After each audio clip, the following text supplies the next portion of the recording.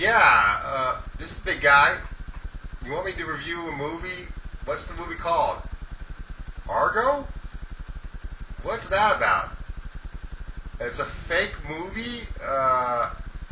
Very bad science fiction film? What? Argo? Go fuck yourself!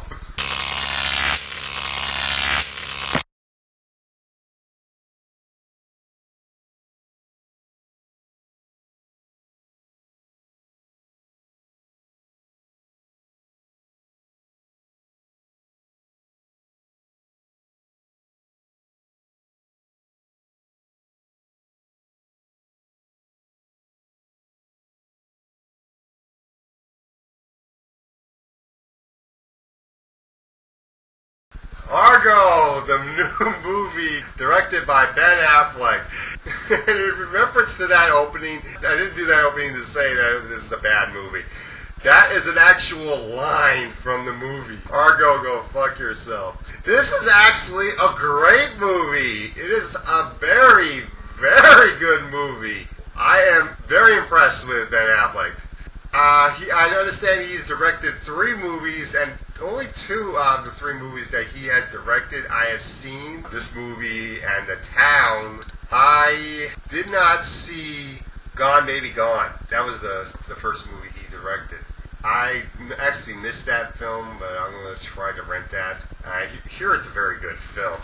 But The Town was excellent, and this movie, wow! I was on the edge of my seat with this film, and I love the fact that the comic relief kept me relaxed and not being too much on pins and needles going through the film, and also prevented me from keeping me bored, because it is possible to get bored with this film at times, despite how great it is. So let's get into the plot. Ben Affleck plays, his character has 2 names. One name is Kevin Harkin. His cover name plays a CIA specialist, and the real name of his character is Tony Menendez. That's right, the character in real life, based on an actual true story. The actual character, Tony Menendez, is really Hispanic, and that's very interesting. Obviously you have to work with what you have, and maybe you couldn't find the actor to play the role. Maybe considering the fact that this is based on events, but considering the CIA, they didn't want to put that out there that much and reveal the identity too much of this guy, getting the wrong actor or whatever. So that's why they have Ben Affleck playing the guy, maybe. It's because how Ben Affleck likes to portray somebody his role. That he felt the best person to play in the movie was Tony Menendez. Wow, this is a good movie. Bryan Cranston as Jack O'Donnell, one of the White House executives, or is the Secretary of State in Jimmy Carter's administration. He was excellent in this movie too. John Goodman, who's the Tony Mendez's friend in Hollywood. Lester Siegel, being played by Alan Arkin, plays the producer of the movie that Tony Mendez decides to make a fake movie in order to create this cover story as a means of getting these 6 hostages out of Iran while this whole hostage crisis thing is going on, and there's a very anti-American vibe in Iran. The coup of the Shah that was done at the time and a few years back before this event happened, and afterwards the people were able to take over and put the Ayatollahs in charge and everything. And I do like the fact that they mentioned the history of the coup that helped the Shah take over Iran a while back. I really like the fact that they mentioned that, and much of the drive behind the control of Iran by the United States was for oil. I liked that a lot. And the way that they depicted everything, the Iranians' hatred of our policies, of our imperialism from America. And I know a lot of say, "Oh, how anti-American you are to say that," and it's like, yeah, like look at this from a different perspective and realize that our policies are right.